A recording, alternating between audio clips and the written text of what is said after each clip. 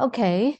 I just want to make sure that, okay, so last time we have already talked about random forest, right? I finished all the slides related to random forest, right? Okay. Okay. Assuming I'm correct, okay, because no response from you. So we'll start to talk about neural network, okay, today. Okay, so after we talk about neural network, basically we have completed almost all of the supervised learning model. Okay, so after we completed all the supervised learning model, then we'll go back to talk a bit about feature reengineering or feature selection, and then we'll go on to mention some of the other machine learning techniques. So after today's lecture, I think next week we'll start to discuss some other techniques like the unsupervised learning model, the statistical techniques, and the social network analysis. And given, I am checking the time, and seems like we might have some time to also include the introduction of SVM, support vector machine. But anyway, let's see the progress, okay, in next week, okay, and then we'll decide, okay. So let's start with neural network. So I think because I think in this class, most of you are from the computer science stream. So basically for neural network, I think that some of you might, choose also there is another course in computer science, is the deep learning. Okay, so basically it is a neural network is very related to deep learning. Okay, so for those who may take deep learning later, okay, I think that you will learn much more about the neural network. Okay, but again, as I mentioned in this course, I would discuss, or basically just to introduce the concept of neural network. Okay, again, the mathematical proof, or some of the very detailed algorithm, I will not include in the discussion or in the introduction in this course. Anyway, so neural network, sometimes we call it the ANN. Okay, we call it the ANN because this is an artificial neural network. Okay, so basically neural network is simply some mathematical representation of the human brain. Okay, so that's why the name neural network. Okay, you're trying to simulate the work of the brain. Okay, so some basic concepts underlying neural network, or ANN, is these are what we call the nodes, okay, or the neurons. Okay, so all these are the neurons. So these are the neurons, these are the neurons, and these are the neurons. So usually you will have the input layer here. So the input layer will be the input attributes. So say, for example, it can be age, income, say, for example, the amount, the insurance amount, etc. Okay, so this is the input layer, and then you have the output layer. So the output layer can be one node or more than one node. Okay, it depends on the classification scheme. Okay, so so say, for example, we are doing a binary classification. So you may say, for example, this can be the result of fraud or not fraud. Okay, fraud equals to yes or no. Okay, and then you have the hidden layer. So this is a very simplified view. So you have only one hidden layer here.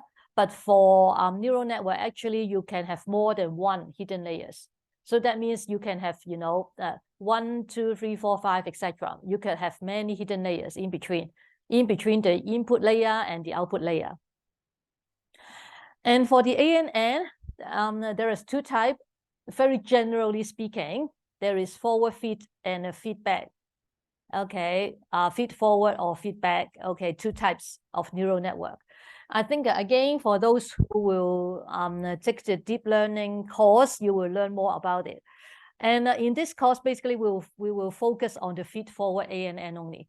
Okay, so what is feed-forward ANN? So basically, it simply means, okay, say for example, this is a neural network. So feed-forward simply means that it will go in one direction only. Okay, so from the inputs all the way through the hidden layer to the output. So this is a feed-forward. Okay, and for the other one, so what is the feedback? So feedback by the name simply means that, say for example, you have more than one hidden layers here. So that means it will go to one layer and then it will go back to the previous layer, okay, in a recursive manner. Okay, so that is what we call the feedback ANN. But as I said, in this course, we will basically focus on the feed-forward ANN only. So that means we will only focus on the signal traveling from the input layer all the way to the output layer only. Okay, so again, let's zoom in to look at each of the neuron. Okay, so when we look at the diagram here, as I mentioned, actually each one is a neuron. Each one is the neuron. Okay, so for the neuron, when we look at only one neuron, okay, so the structure is like this. Okay, so for every neuron, there will be more than one input. Okay, so the input will be coming from the previous layer. Okay, so this can be from the input layer or from the previous hidden layer. Okay, it depends on, you know, what is the previous layer here. So you can see for each of these input, for each of the edges here, it is associated with a weight, with a weight value W. Okay, so you say, for example, you have X1 input here, then you will have the weight W1 here. So every edge will have a weight associated with the inputs. And then you can see with all these input coming to this neuron, there is a combination function here. So the combination function is simply a summation function. Okay, so this is simply the sum of all the inputs. Okay, and every input will have the weight, okay, associated with every input. Okay, so this will be what we call the combination function. Okay, so that means with the inputs, with the combination function, then you have the sum value here. So this will be the calculated sum value of this summation function. But you can see the output y is not simply equals to the sum. Okay, so before we have the output value y, we will go through the activation function. Okay, so I'll talk more about the activation function in the slides, in the following slide, in the next few slides. So anyway, so so that means for the output, it will not be simply the sum of this is the output value. It will first of all go through a activation function. Okay, so the reason of the activation function is like this. Okay, because by the name activation, it simply means that for the next layer. Okay, so let's go back here. So say for example, so let's look at this neuron. So it has the input coming from here, right? 4 inputs. Then you have the summation function. Then you have the output. So this output actually is the input of the next layer, right? Okay, so by putting an activation function here, it means that you want to you know, at the end, at this level, this neuron, based on the activation function, okay, will select whether to use the input, will use this neuron as the input. I take the sigmoid function as an example. If you remember the sigmoid function, so the sigmoid function, after going through the sigmoid function, you can have, you know, 0 or 1, right? So if you got the value 0 after the activation function, so that means 0 times the weight here, the value will be 0 for this input, right? So that means this neuron will not be activated. Okay, so that's the name why we call it the activation function. So that means the activation function will decide whether this neuron will be activated for the next level.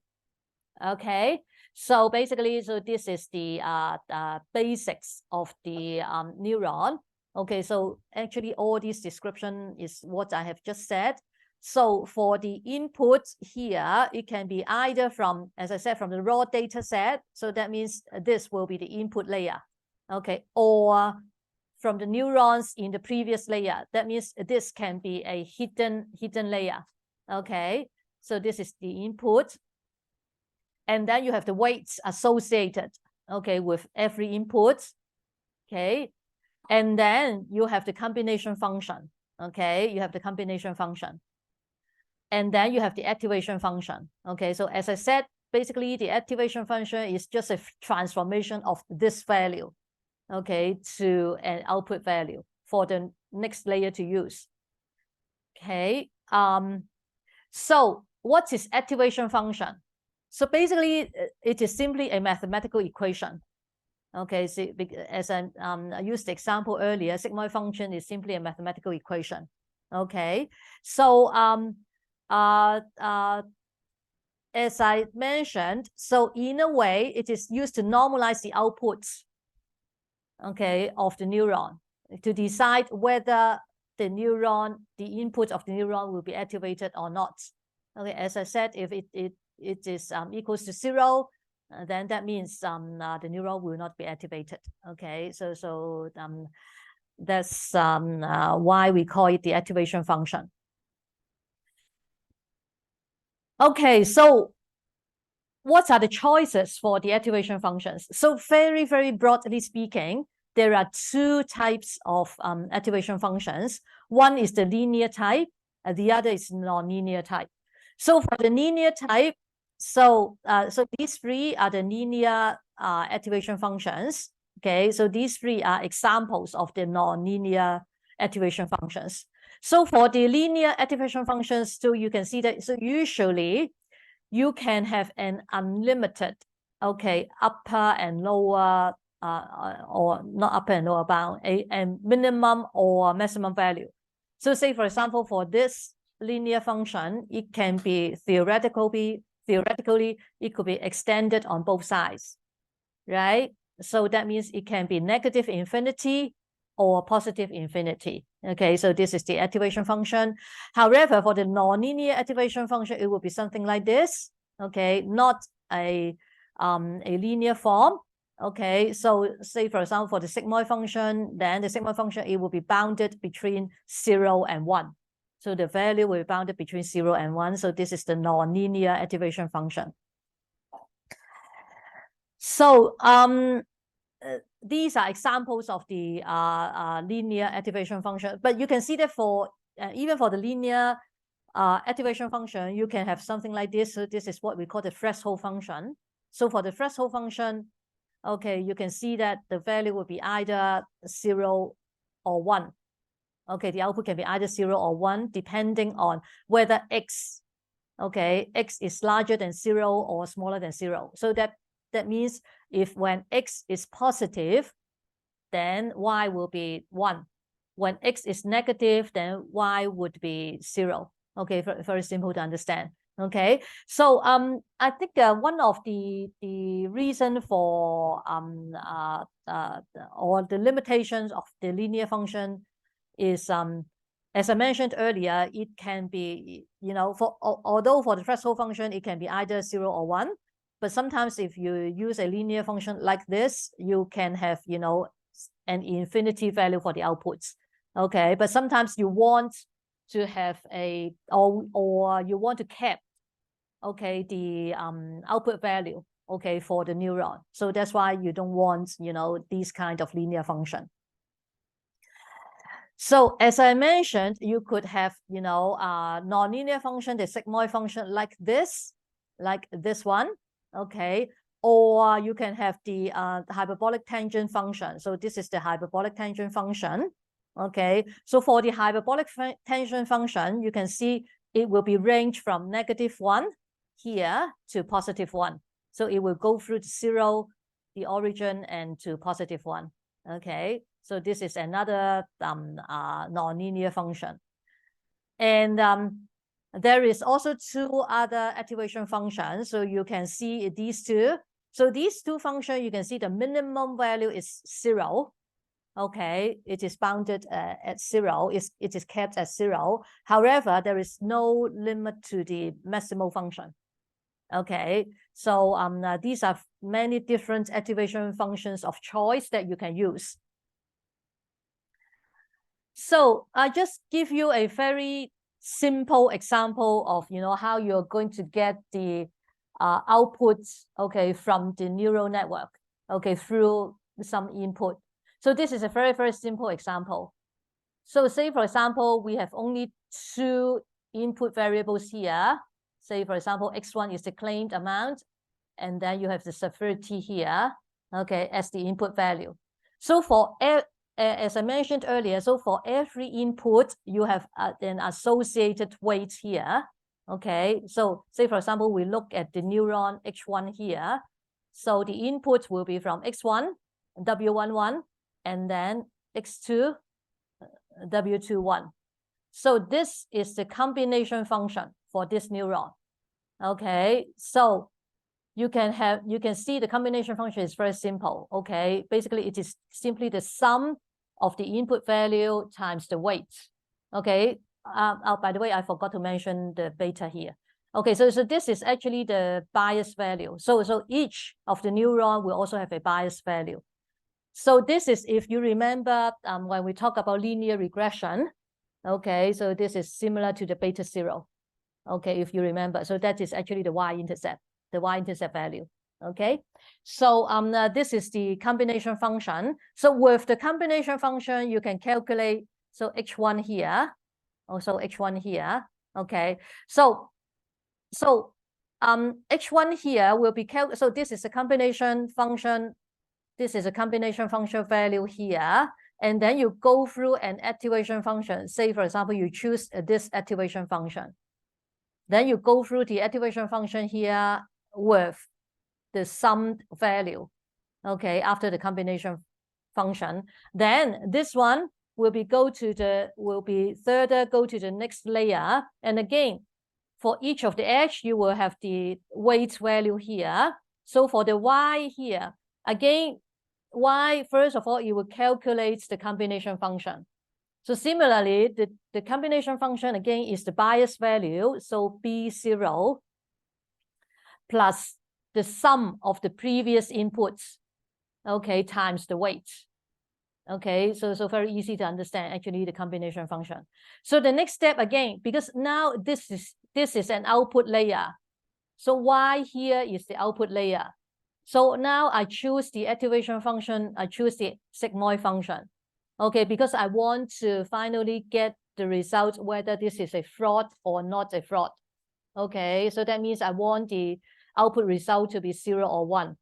Okay, so if you remember, when we talk about logistic regression, we also come across the sigmoid function.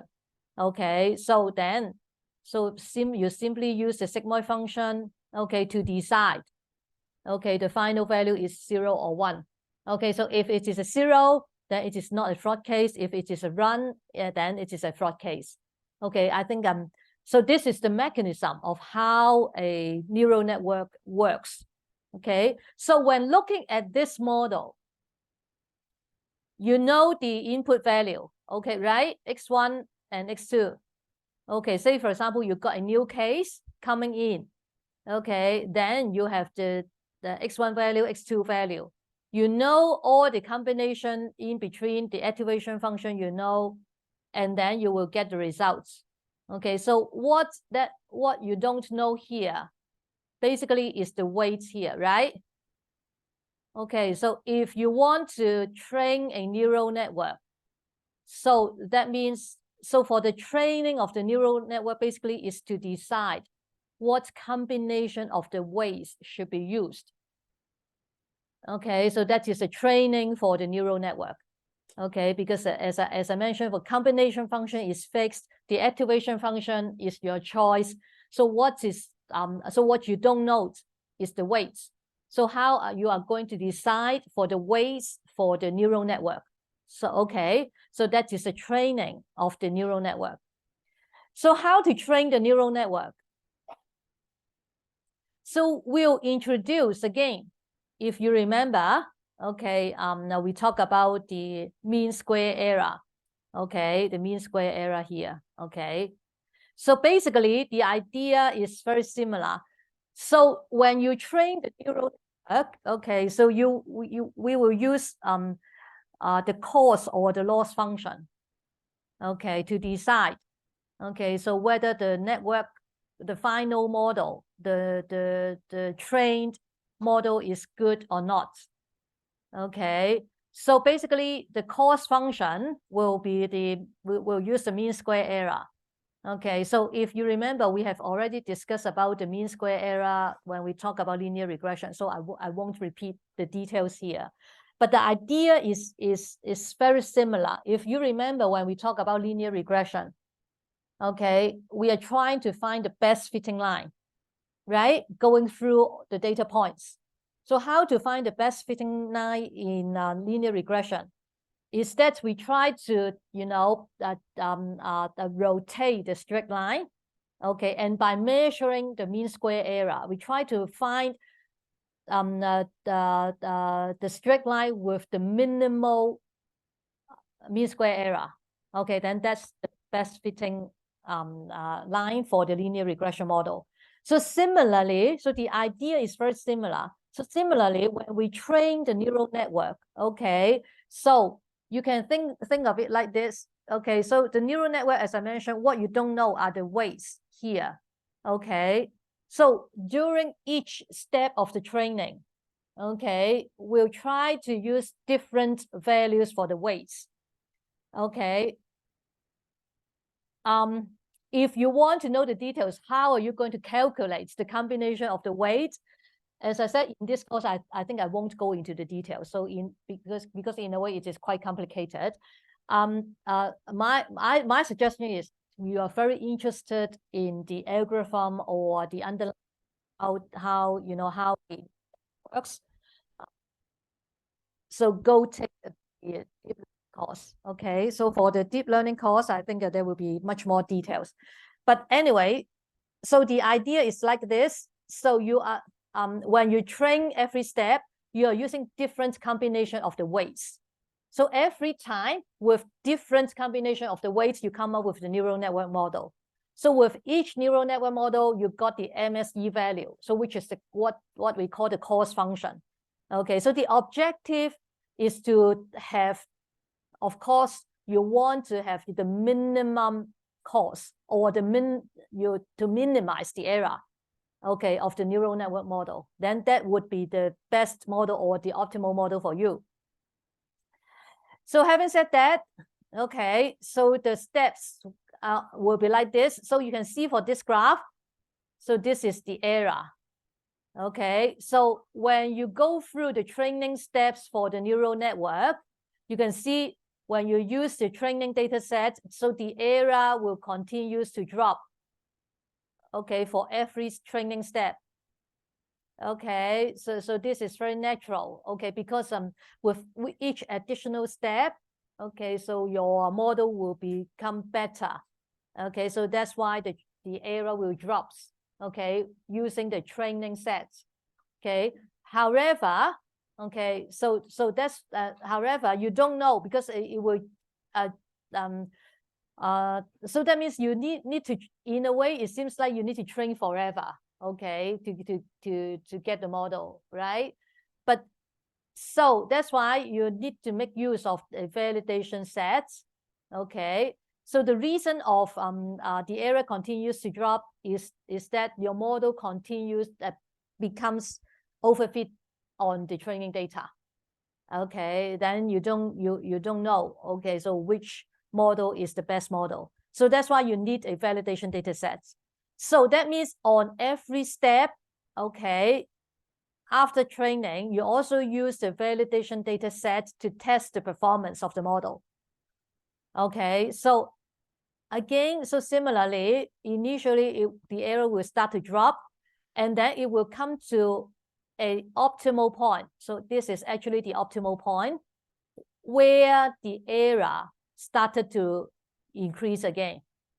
Then this, so that means at this point, okay, so this is the optimal model for your neural network. Okay, so this is the idea, okay, of how you're going to train your neural network. Okay.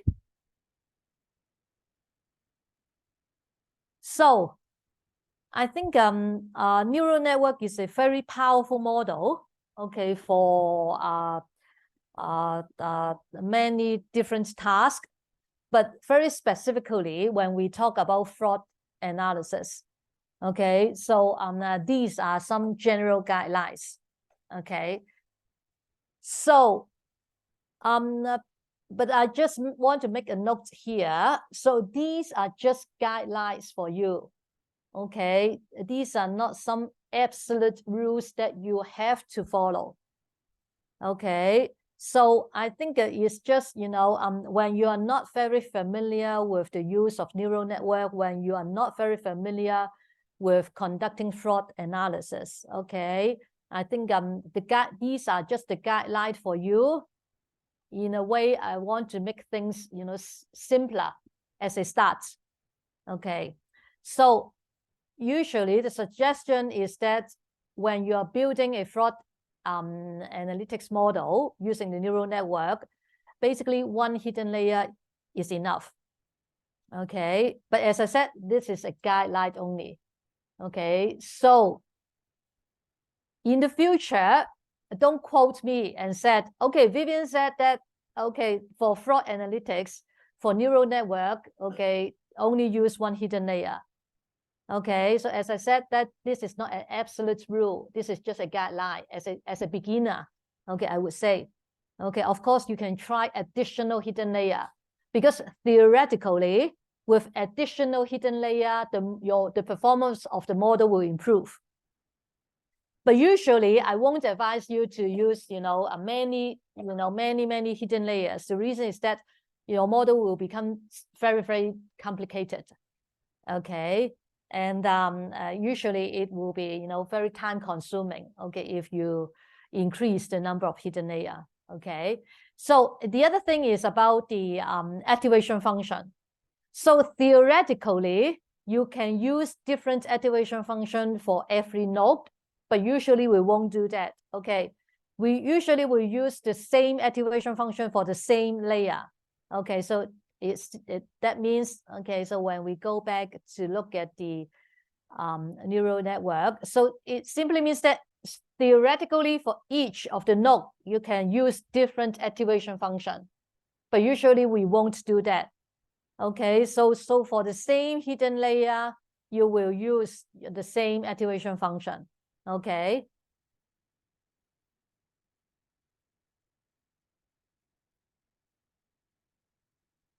So usually for the hidden layers, okay, so usually we will use the hyperbolic tangent function. But as I said, I don't think this is a very strict rule. So sometimes this is, you know, just the usual practice. Okay, so but I think when you becomes more familiar, we know with the neural network, with the machine learning algorithm, I think you can make your own choice. Okay. However, I think for the output layer, so if it is a classification, if your target value is a classification label, so usually I would suggest you simply use the sigmoid function. Okay, because as I said, for the classification, say you only want to have the 0 or 1, okay, as the final result, I think the very simple way is to use the sigmoid function. Okay, but of course, if the result is if your model is a regression model, you can use any. Okay, so the last thing about neural network is data preprocessing. So the suggestion is you need to do some normalization, okay, for the variables. So the reason is like this, okay, if you don't do normalization, so think about this. So say, for example, if this variable, okay, got the range of, say, a very, very large amount of range. Say, for example, the range of the claimed amount is up to 10,000, say, for example. However, for the severity, say, for example, the maximum value is only 10. Okay, so because of the nature of the combination function, so that means for the x1, if the value is very huge, okay, and then for the x2, the value is very small, so you can see the influence of x1 will be huge. Okay, right? So you don't want that. Okay, so that's why you need to do some normalization first before you build your neural network. Okay, so that is something about data preprocessing. Okay, so similarly, I think that this is about the continuous variables. So similarly, you don't want to, for the categorical variables, again, you don't want to have, you know, a lot of categories for the categorical variables. Okay, so finally, about neural network is we all know that neural network is a black box model. Okay, so similar to the, if you remember when we talk about random forest is also a black box model.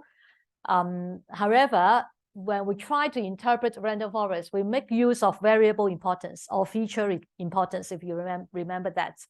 So for neural network, we are trying to use, you know, we are trying to find some way to understand, okay, the mechanism behind this black box approach. So there are 3 ways to interpret the neural network. Actually, the first one is not exactly for interpretation, but anyway. Variable selection, rule extraction, and 2-stage model. Okay, so we'll talk about each of these, okay, in the following slides. So for variable selection, there are 2 methods to do it. So the first one is like this. You do a visualization. So this is actually a visualization map. Okay, so what does this mean? So this actually are the hidden layers. So different hidden layers here. So these are the input variables here. These are the input variables here. So what are the dots here? So the dots here are simply the weights. The weights. Okay, so the size, the larger the weight, the bigger the size. Okay, the color simply is the positive and the negative value.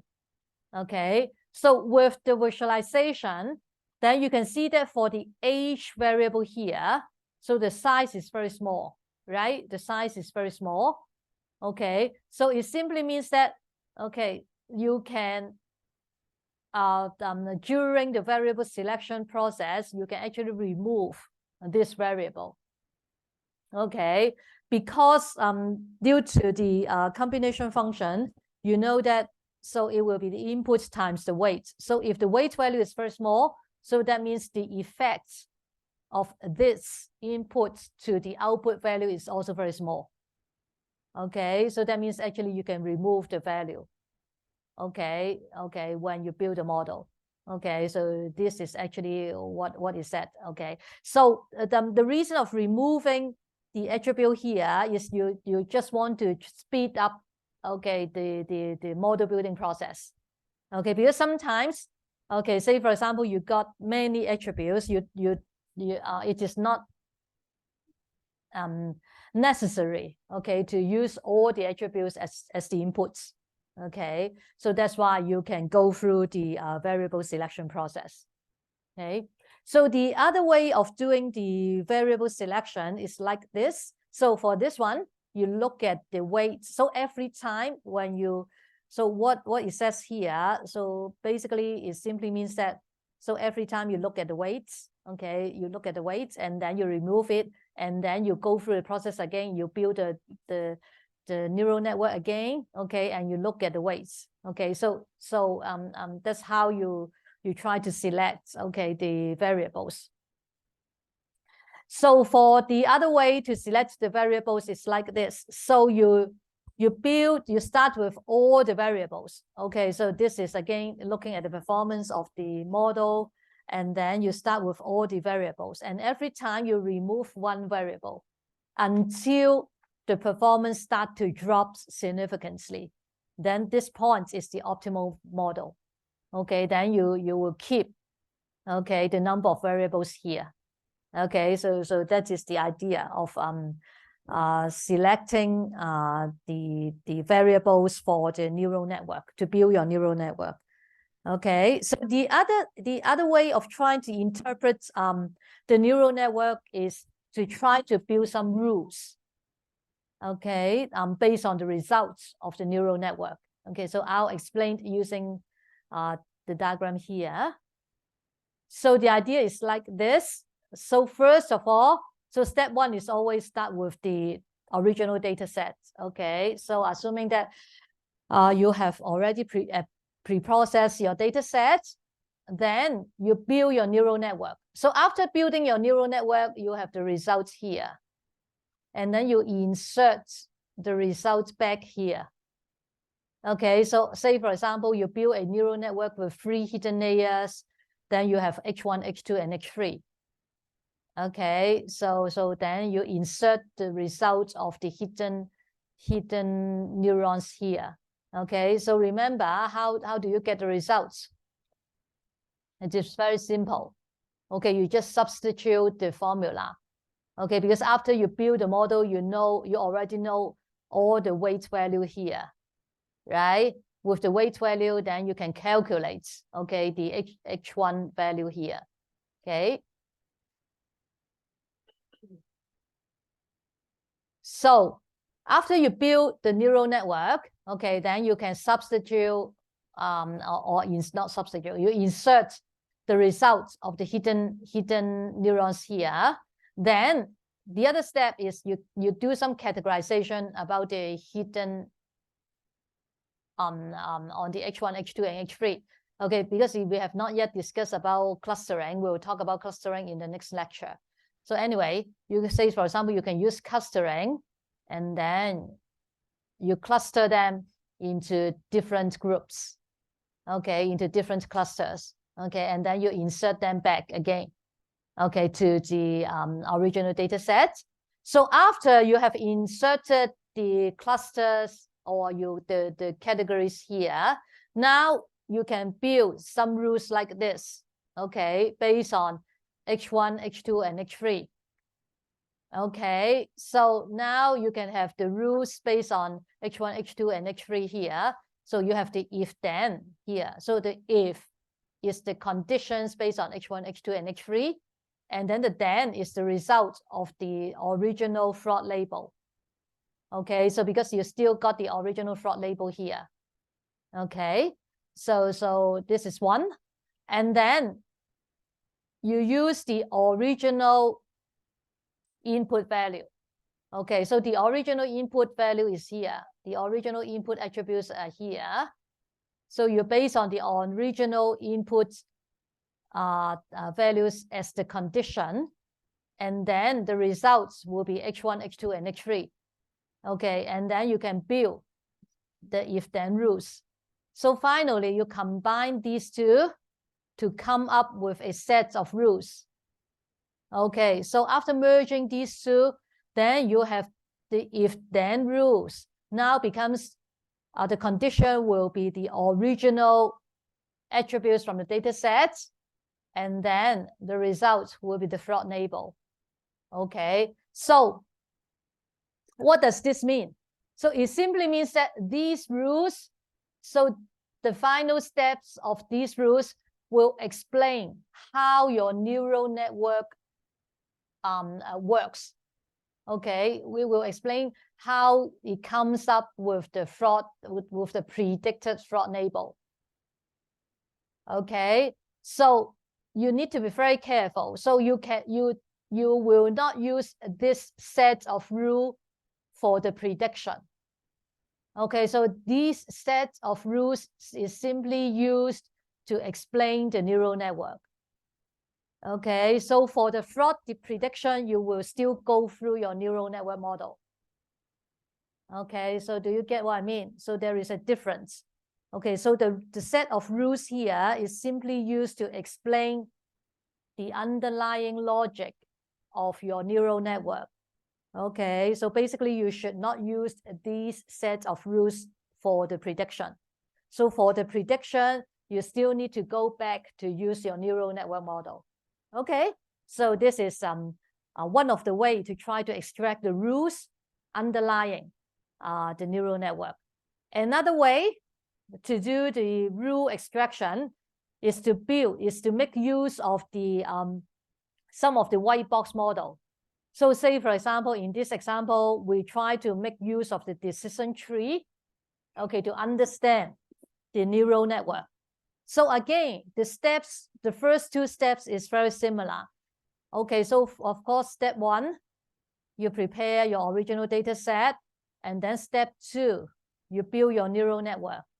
Okay, but this time, after building your neural network, now you insert the predicted results into the table.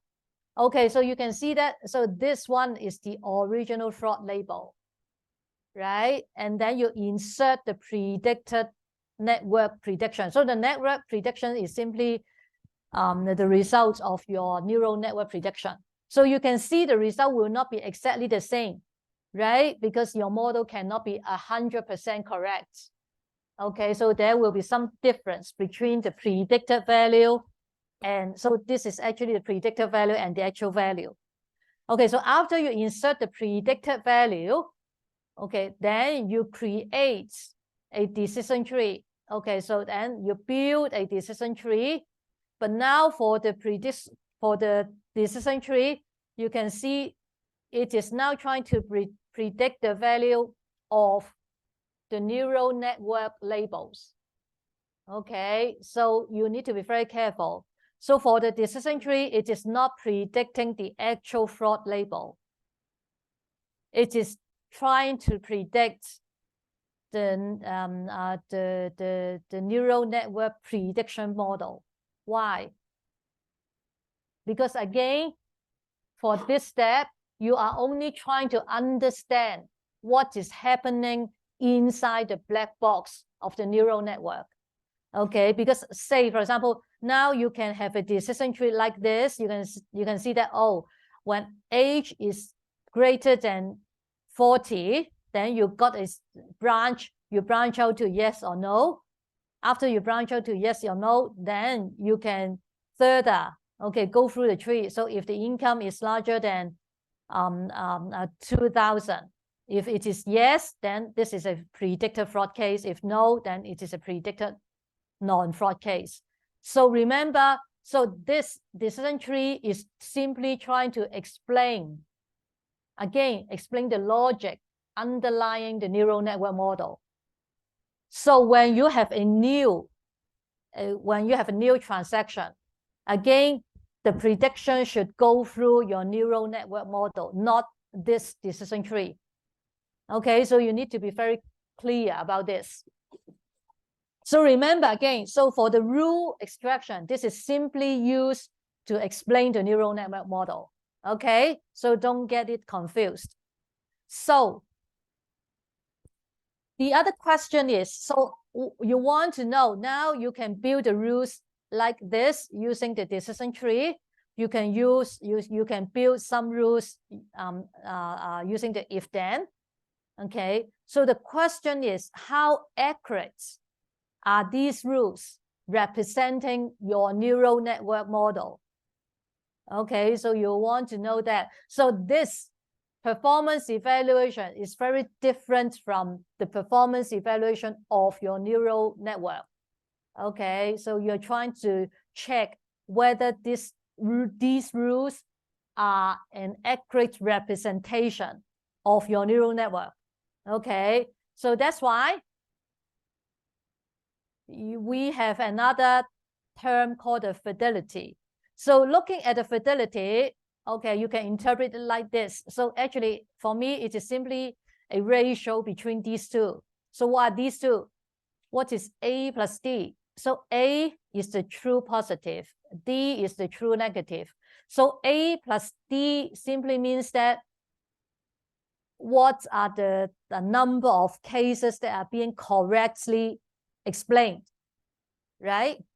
And then what is B plus C? So B plus C here basically are the errors, right? So fidelity simply is measuring the ratio of the correctly classified sample to the error.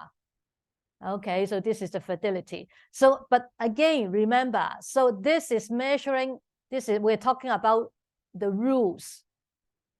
Okay, so it simply means that whether the rules can be accurately, how accurate, okay, the rules can be used to reflect the mechanism of the neural network.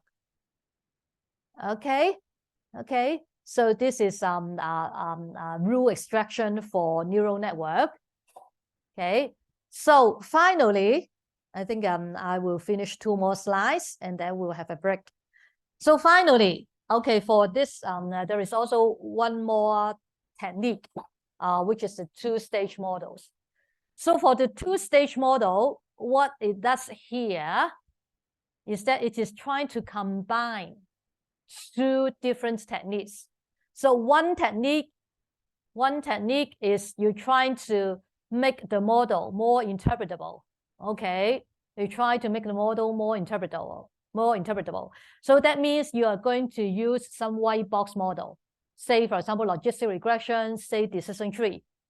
But we all know that for decision tree and logistic regression, there is some problem or some limitation with the model, because usually these models, the performance will not be very good. Okay, so that's why you want to introduce another model. So in this case, we use the neural network model. Okay, we try to use the neural network model to improve the performance, okay, of the overall prediction model. Okay, so basically, so that's why you got 2 steps. Okay, so first of all, we build a logistic regression model. So you can see that, so step 1 is always the same. You prepare the data sets. And then now step 2, you build a white box model. Okay, so in this case, we use the logistic regression model. So after building the logistic regression model, so you can again insert back the value. So remember, so what is the output of the logistic regression? The output of the logistic regression model, basically it is actually a probability value, right? If you remember, okay, setting different threshold will help you get the label of fraud equals to yes or fraud equals to no. Okay, but actually the output of the logistic regression model is a probability value. Okay, so that's why you can insert the logistic regression output after you have built the logistic regression model. And then the next step, now you want to improve the performance by making use of the neural network. So that's why, okay, so before you calculate the build a neural network, you introduce the error. So what is this error? So this error is basically the logistic regression model error. This is the error of the logistic regression model. Okay, because as we said, you won't get 100% accurate value. Okay, you will have some error. Okay, then you insert the error here. So after you insert the error here, then you build. Okay, the tricky part is here. So you use the neural network model now instead of predicting the actual fraud label, because you want to combine the 2 models.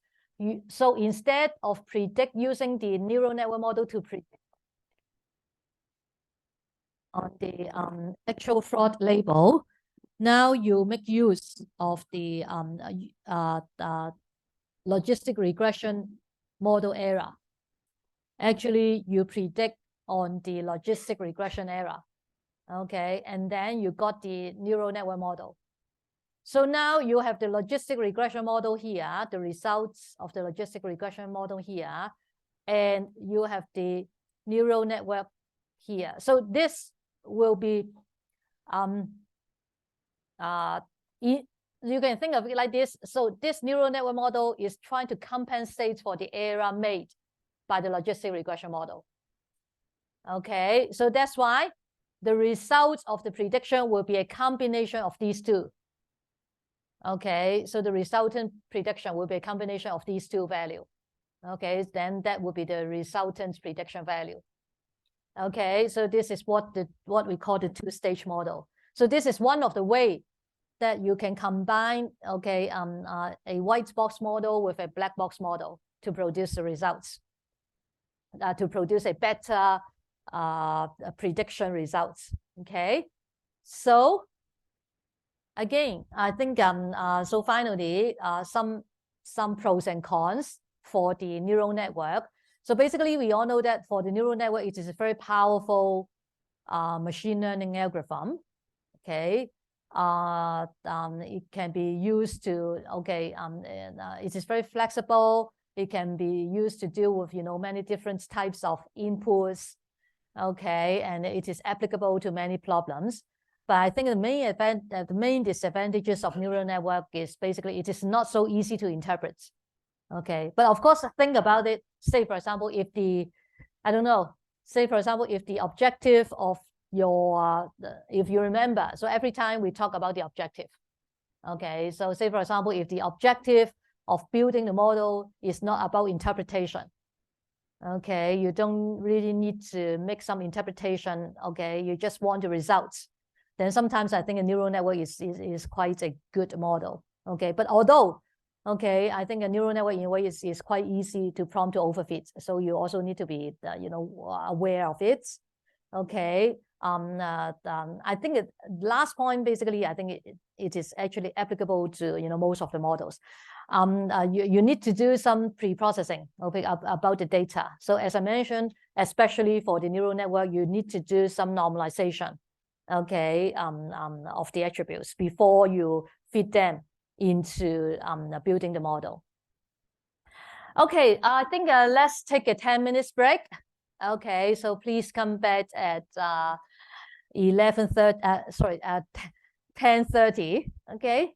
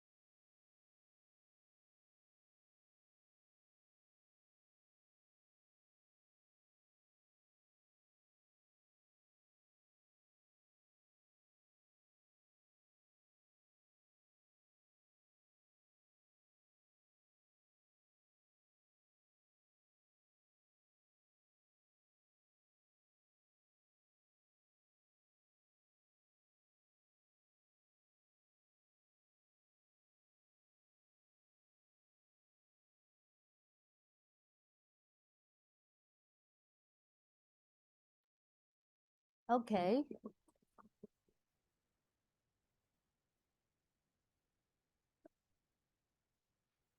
Okay, let's continue.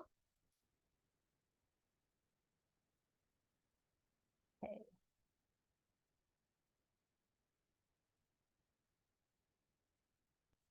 Okay, I think the next few slides is I just want to give you some sample code of using R to build neural network. Okay, I think because basically I think for all the sample codes that I use throughout the lectures will be the same. I will use the same data set. That is the credit cards fraud data set. If you remember that I have used it for all the other previous example. Okay, so I won't go through the previous step again. Okay, so this is just a reminder. When you build any supervised learning model, okay, so first of all, you need to do the imbalanced data set handling. Okay, and then of course you need to handle the missing value, the errors, etc. Okay, and then the third step, okay, as I mentioned just before the break, okay, so you need to do some normalization, okay, for the input attributes. So this is one of the example. So so first of all, you need to scale the amount attribute. Okay, so the reason why you only need to scale the amount attribute is that when you look at the if you remember the credit card fraud data set, okay, so basically you have the variables V1 to V28, if I remember correctly, and there is a time variable and there is the amount variable. So when you look at the V1 through V28 variables, so all those are actually normalized already. So that's why I only want to scale the amount attribute. So in R, there is a function called scale. Okay, you simply use the scale function. So this is the training data set, which is undersampled already. And then I specify. So C is the column. Okay, so it is the column 29. Okay, so you can either put the number here. So the number is column 29, or you can put the variable name here. Okay, the amount here. So you can use the scale function here. So so these three is simply, okay, after scaling, I want to look at structure. Okay, I want to look at structure. And then you can see that this is the amount value before scaling. Okay, so these are the values before scaling. So after I use scaling, okay, now it is scaled to like this. Okay, so you can see the difference. Okay, so after you scale the attribute, then you can train the neural network model. Okay, so you can see I make use of the neural net function, the neural net function. So actually, I think for every neural network model function, the format, in a way, the parameters are quite similar. So the first one is the formula. Okay, so first of all, you put the target variable here. So the target variable is the class. Okay, and then you put a dot here. So dot simply means that you use all the input variables except the class variable, okay, into the formula. Okay, so this is the formula. And then the data set, I use the training data set, which is an undersampled training data set. Okay, and then I specified 5 hidden layers. Okay, and then I specify I don't want to use a linear function. Okay, so that's why I use the false here. And then I use the plots to plot the neural network model. Okay, so this is the result of the neural network model. Okay, so in a way, it's not so easy to look at. Okay, so this is how you use R to train the neural network. So after training the neural network, you want to look at the performance, right? Okay, so I use the predict function. Okay, so I use the predict function. So this is the model that I have just trained. Okay, and then I use the training data. Okay, to look at the performance. Okay, so you can see that I actually print two different confusion matrix. So one is using the training data, the other one is using the testing data. Okay, then you got two confusion matrix here. So one is the performance of the training data, the other is the performance using the testing data. So, but remember, this is only the confusion matrix. Okay, to measure the performance. So that means you need to calculate what? Based on the confusion matrix. You need to calculate the precision, the recall, the F1 score, okay, or the AUC, etc. So those are the performance. Okay, so this is just the confusion matrix. Okay, so actually I think I will leave it here. Okay, just take it kind of like a home exercise. Okay, so because you know the formula, and I think I also show, I forgot, have I shown, I think in one of the previous example, I have also shown you some of the codes. Okay, if you want to calculate the AUC. Okay, so anyway, given the confusion matrix, okay, you should be able to calculate, as I said, the accuracy, the precision, the recall, and the F1 score. Okay, so looking at these two tables, after calculating the performance, you try to compare the performance. Okay, so one of the way why we want to also look at, usually the report, if you report the performance, is you simply report the performance of the testing data. Okay, not the training data. Okay, but sometimes I also want to look at the results of the training data.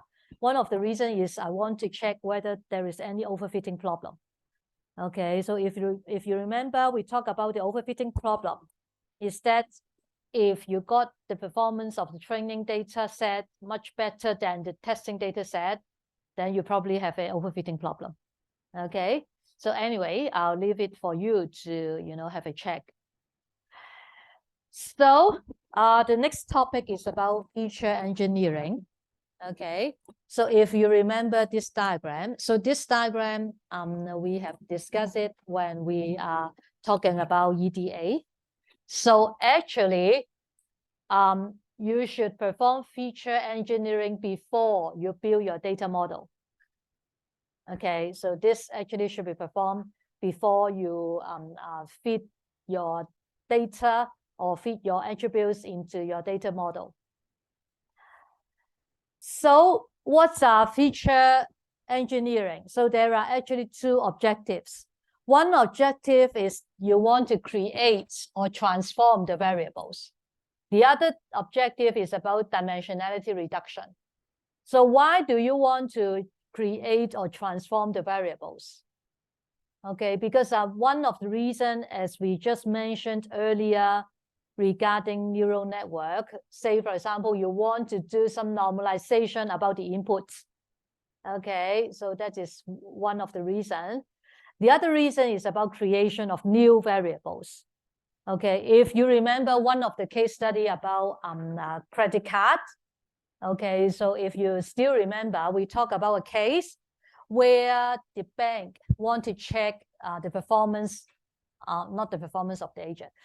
They want to check whether, okay, their bank representative, are they complying, okay, with the rules and regulations of the bank.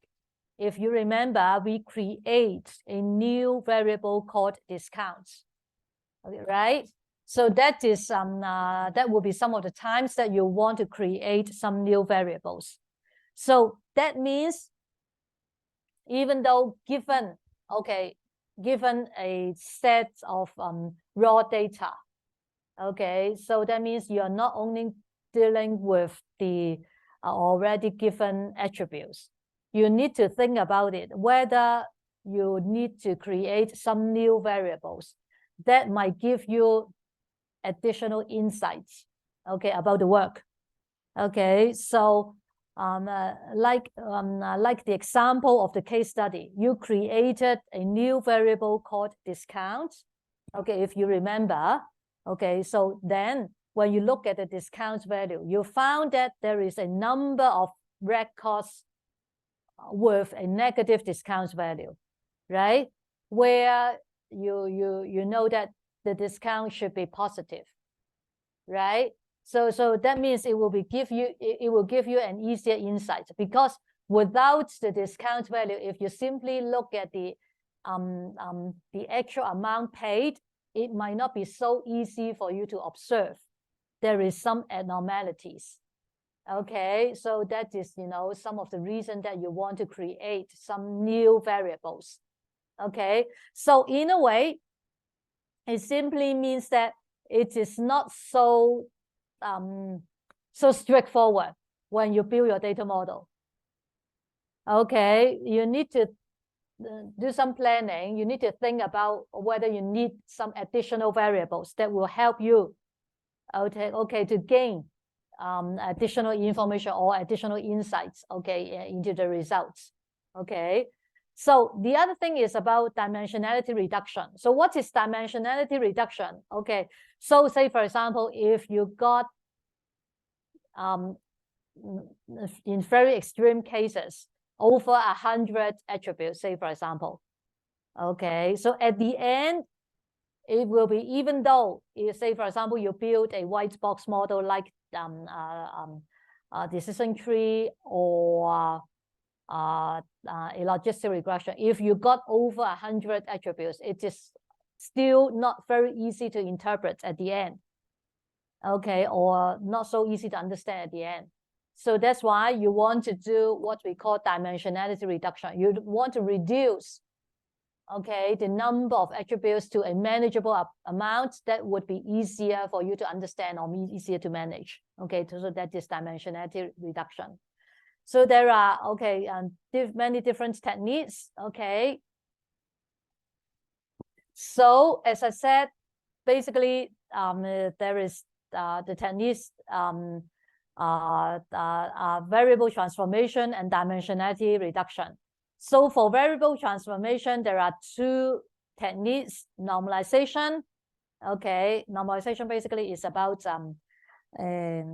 those continuous variables. So there is also another technique, discretization. So actually, this is a binning technique. They usually deal with the categorical variables.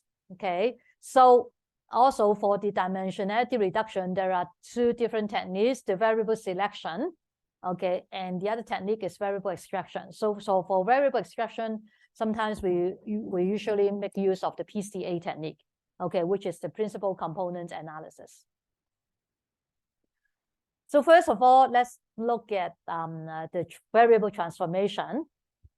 So as I mentioned, okay, earlier, so data transformation simply means that you're trying to convert the data in some more easier handling formats, okay, for the next step to use.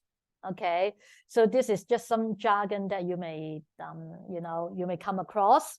Okay, the ETL. So ETL simply means extract, transform, and load. Okay, so it already describes the process. It simply means that you extract, okay, the data, the raw data from the original data source, and then you transform them, okay, into some usable format, and then you load them for data analysis. So the data transformation serves many different purposes, okay, as it listed out here, and I think I have already mentioned about it. Okay, so basically, as I said, for normalization or transformation, so it will be because usually, you got different formats from different data set, different tables, etc. You want to transform them into, or to align them into the same format that will be easier to handle. Okay, so the other thing, as I said, you want to create some new additional variables so as to get some further insights. Okay, And then you also sometimes you want to perform some aggregation of data. So I'll explain more about it later. Okay, so about normalization. So normalization, I think we mentioned it earlier today when we talk about a neural network. So this is a third example why we need to do a normalization. So say, for example, you got the age, you got an income variable. So for the age, the range it will be only from 0 to 100. So for income, the range will be, say, for example, from 10,000 to 100,000. So you can see that the value will be very different. Okay, so that means if you do not do any scaling or you do not do any normalization, then income probably will have a much larger effect on the final result of the model. Okay, so that is one of the reasons why you want to do normalization. So there are many different formulas to do the normalization for the continuous variable. So one of the way is what we call the min-max normalization or the range normalization. So it is very easy to understand. So that means you want to bound or you want to scale, okay, all the variables to within the minimum and the maximum range. So the formula will be like this. Okay, very simple to understand. So the other one is making use of the Z-score standardization. Okay, so that means you make use of the mean and the standard deviation. Okay, and then to do the scaling. So I think the other also very commonly used technique is simply use the log. Okay, you use the logarithm, okay, to normalize the value. And there is also a centering. Okay, the centering technique. The centering technique is very simple. You simply subtract every value with the mean. Okay, so that is centering. Okay, so in R, so I think we have mentioned earlier, so there is a function scale, okay, for you to do the normalization.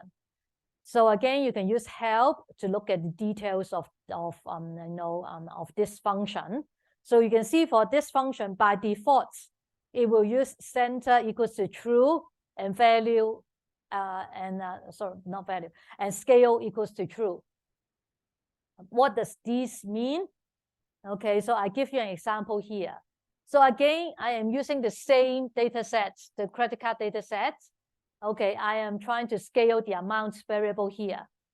Okay, now you can see I try to specify different scale.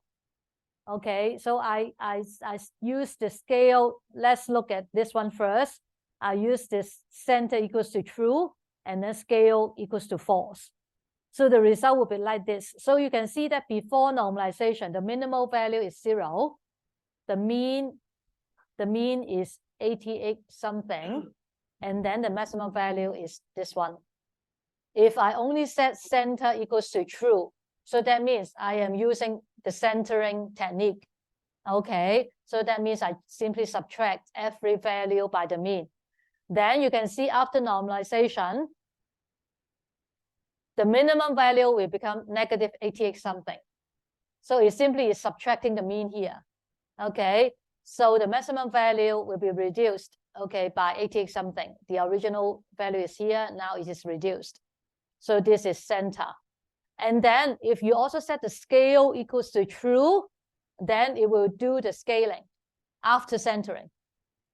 Okay, so after this, so this is the normalization value after scaling. Okay, so you can see the difference. Okay, so usually I don't think you need to specify center equals to true and scale equals to true. I think these will be the default value. Okay, so this is for scaling only one attribute. If you want to scale multiple attributes, you simply use a for loop. Okay, I think as I said, because most of you are coming from the CS background, I think it is very easy for you to understand the for loop. For those who are not coming from the CS background, so for the for loop here, you can see you specify the variable I here.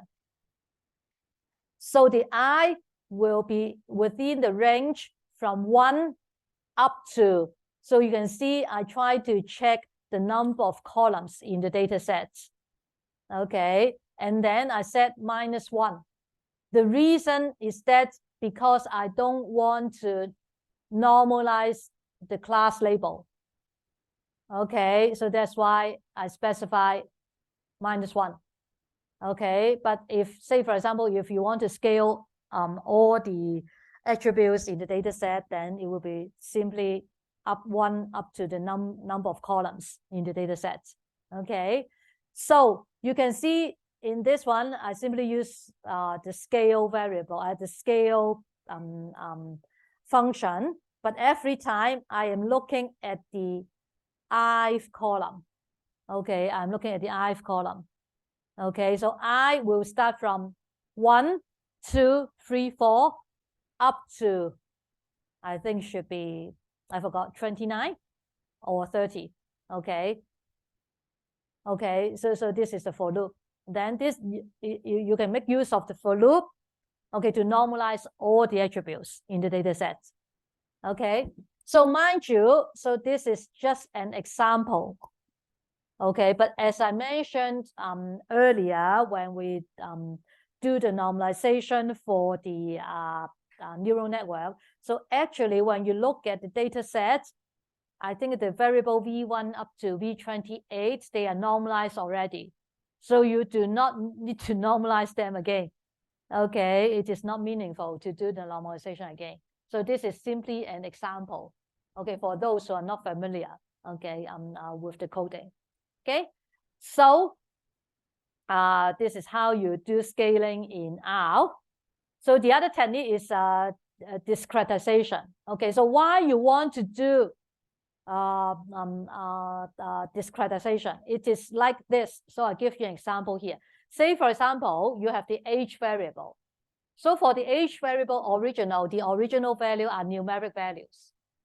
Okay, but sometimes simply looking at the age may not be so meaningful. Okay, so that's why you want to create a new variable called age group to make it more meaningful, so that you have age group like children, okay, adolescent, youth, okay, adult, elderly, etc. Okay, so then you will have a more meaningful variable. Okay, in a way, it is, you can think of it, it is something, it gives you some more insights, okay, when you try to interpret the results or when you try to look at the data. Okay, so that's why sometimes you would want to create, some additional or transform the data into some additional variables like this. Okay, so there are many different techniques to do it. Okay, usually this is what we call the binning transformation. There are 2 ways to do it. One is the interval binning, the other is equal frequency binning. Okay, so for the interval binning, sometimes we call the range binning. Okay, so it is very simple. So that means, say, for example, you look at the income variable here, okay, then you set the range. Okay, so any observations that fall within this range and fall in this range, they will fall into different bins. Okay, like this. So this is what we call the interval binning. So the other thing is frequency binning. Okay, so say, for example, so frequency binning is very easy to understand. So say, for example, you want divide. So this example is not very clear, but anyway, say, for example, you don't want to divide it into 2 bins. So you simply so that means each bin will have 3 records. So you simply divide them, for every 3 record, that it will be a bin, 1 bin. So say, for example, you want to create 3 bins. Okay, then you will have A, B, C, D, and E, F, 3 bins. Okay, so equal frequency is, you simply divide it into equal number of records in each of the bin. Okay, so so I think this is just a note For the binning, you usually will not take into consideration the fraud label. Okay, so say for example, as I take an example, you simply want to make sense of or make the age more interpretable, okay, or to give you more insights. Okay, so it is not about the fraud label. Okay, so the next one is about dimensionality reduction. Okay, so I think that the first one is about variable selection. Okay, so for variable selection, I think that we have touch upon about of this when we talk about the neural network earlier. Okay, there are different techniques for variable selection, but I think if in general for variable selection, some of the methods is that you mainly want to select only those variables that have higher correlation with the target variables. So that means for those variables that are not correlated with your target variable, so those are not very useful, okay, to include them, okay, when you build your model.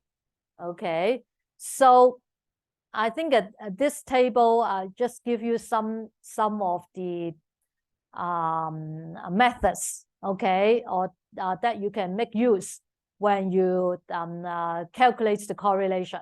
But I think mostly you will use Pearson correlation, okay, the Pearson correlation here, okay. So, but anyway, the idea is to try to find or to try to select only those variables that has a higher correlation with the target variables. Okay, so that is the idea. So in R, how are you going to select, okay, a subset of the variables? So you make use of the subset function. Okay, so say for example, you make use of the subset function here. So this is the data set. You make use of the select. Okay, so this one is you are trying to remove some of the attribute that you do not want. Then you use the minus sign here. Okay, you use minus C. So for this, you can put the variable name or the corner number. Okay, so if you remember, so why I want to drop the time variable? So if you remember for the credit card fraud data set, actually the time variable is not very useful. Okay, so say for example, when you look at the correlation, it is not very correlated to all the other variables or the target variable. Okay, so that's why I want to drop the time variable. So in a way, it is not very meaningful, okay, for the data model. So the other way is, so one of the way you remove some of the attributes that you do not want. So the other way is you select a subset of columns. You select a subset of columns. So again, you also use the select the subset function, but this time you specify the variables that you want.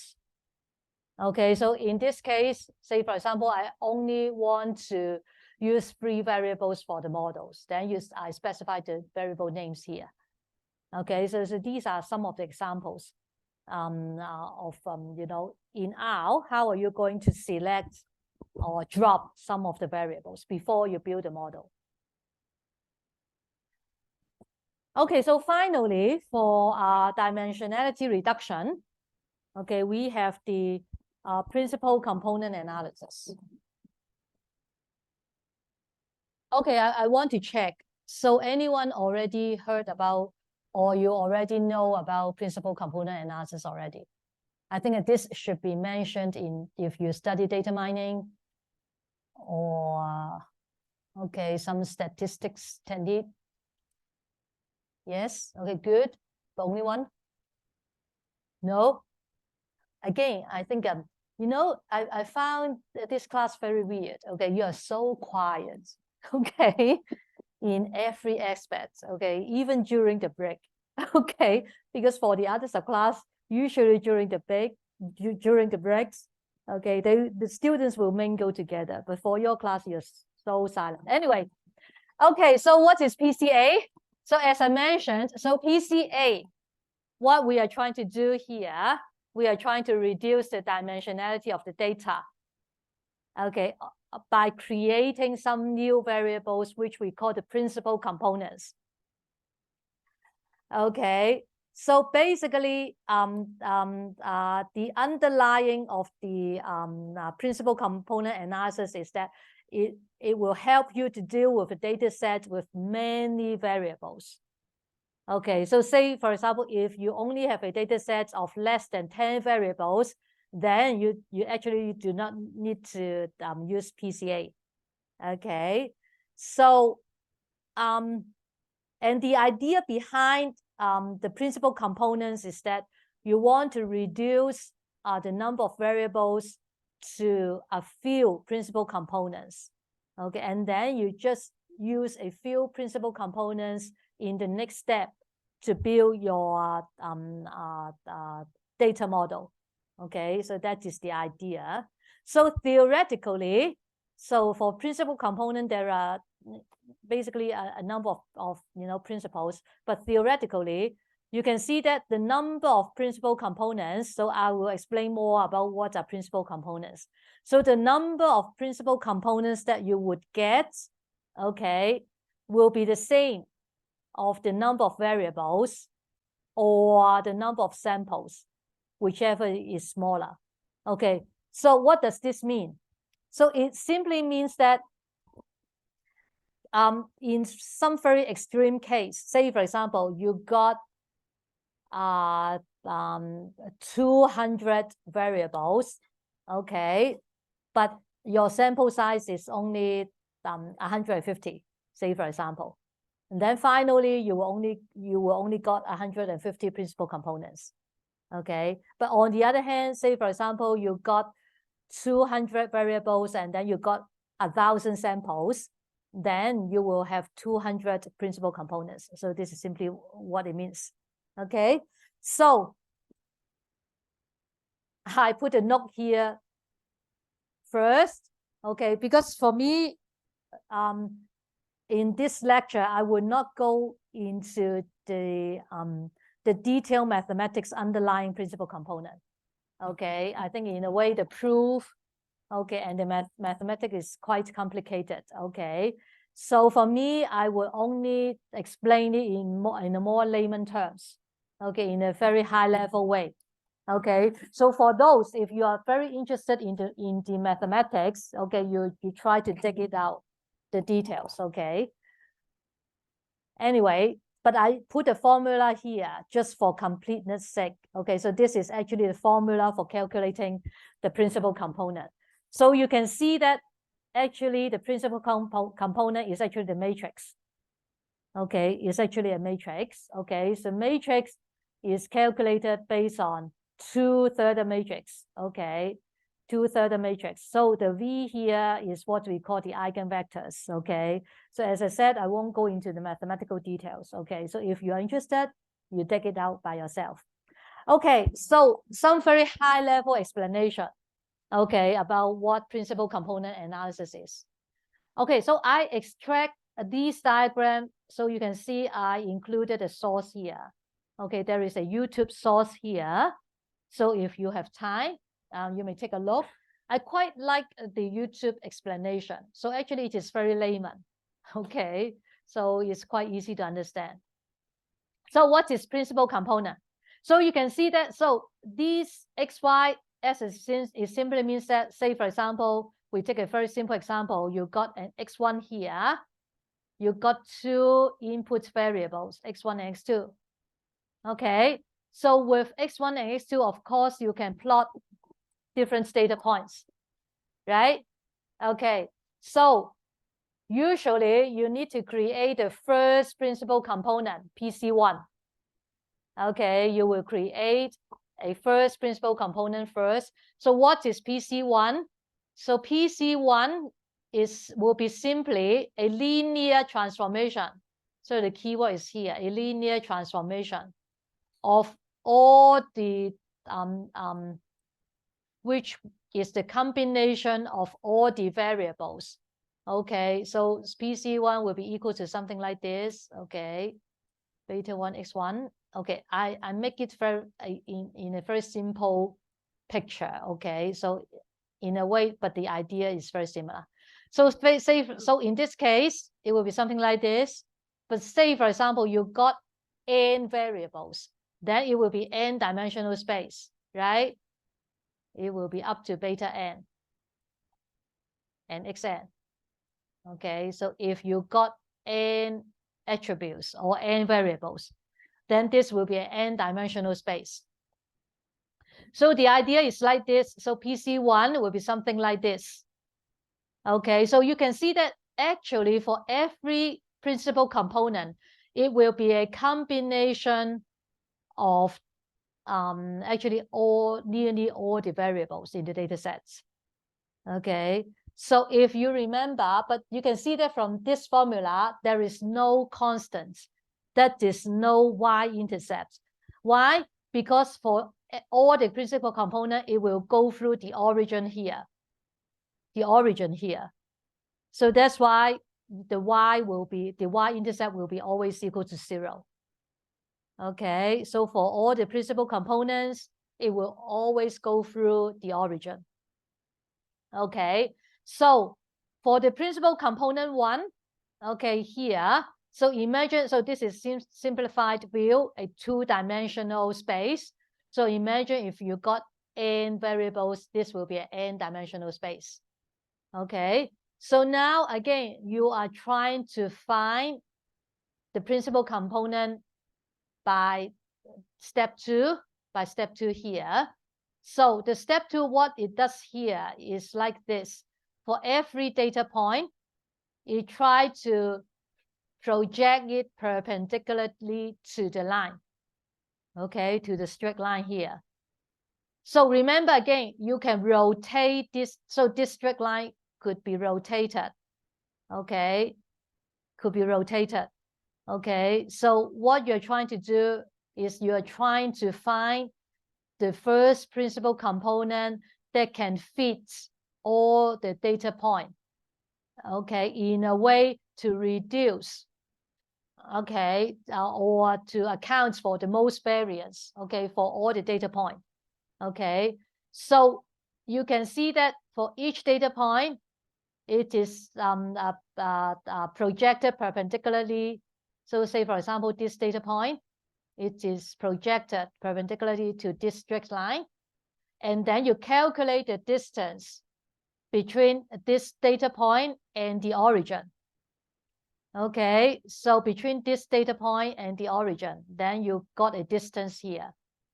Okay, so the objective is to get a minimum value. So as I said, you can rotate the straight line. Okay, so every time you calculate the sum of all these distances, okay, of all these distances, and then you find the minimal value. Okay, with the minimal value, so that means this, again, is the best fitting line throughout all the data point. Okay, so this is the idea, okay, for the first principal component. Okay, so after finding the first principal component, okay, so say, for example, let's go back here, okay. Okay, so say, for example, this is the, okay, this is the first principal component, okay, with the minimum, the minimum value, okay, after the data point projected on the data line, okay, say, for example, then you need to find PC2, okay, the second principal component, because now you got 2 variables here, right?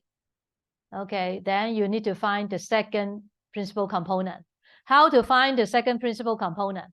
So usually the second principal component will be orthogonal. orthogonal to the previous principal component.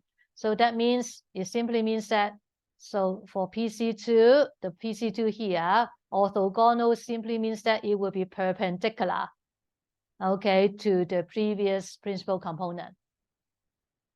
Okay, so this is for two-dimensional space.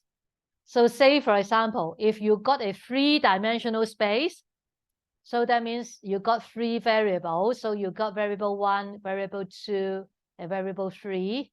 Then you will have PC1, PC2, and then PC3. And so for PC3, it will be orthogonal to PC2. Okay, so that means it will be perpendicular to PC2. Okay, so these are the properties of the principal component. So in this way, so as I said, say if you only got three variables, then you will have three principal components. So for each of the principal components, for each of the principal component, so you can also calculate, so you can see the percentage here, okay. So it means, so what does this percentage mean? So this percentage simply means that it accounts how many percent, okay, of the variation, okay, given the variables. Okay, so remember, so PC1 is always the linear combination of all the variables. Okay, so in a way, you can interpret it like this. In a way, so PC1 will be responsible for explaining 19. Okay, if you use PC1 can be used to represent the explanation. Okay, or it would help to fit. Okay, in this case, 79% of the variation of all the data points. So the reason of having all these principal components is like this. So say, for example, this originally is a three-dimensional space. Okay, so at the end, you can represent, instead of using a three-dimensional space, you can now represent the data point using a two-dimensional space. So that means if this is an n-dimensional space, you can still finally represent it using a two-dimensional, a lower dimensional space. Say, for example, using PC1 and PC2 only. But remember, this is an estimation only. Okay, but this we will consider the estimation is good, because now in this 2D graph, it will account for 94% of the variation in the data. Okay, because PC1 already accounts for 79% and PC2 already accounts for 15%. So adding that up, so this representation could already account for 94% of the variation in the data. Okay, so that is the idea underlying the principal component analysis. Okay, so I will give you an example here. So usually after you create the principal, so say for example, you got over 50 variables here. Okay, you got over 50 variables here. Then you get, you know, so many principal components. But you can see that for the variance, you can see only the first few, only the first few components here, okay, would be useful. Okay, for the remaining components here, it would not be that useful. Okay, so that's why, say, for example, for the next step, okay, you will only need to use the first few principal components for building the model, instead of making use of all the original variables. Okay, so this is the idea of using principal component analysis. Okay, so okay, okay, again, I think let's take a 10 minutes break. Please come back at 11:25.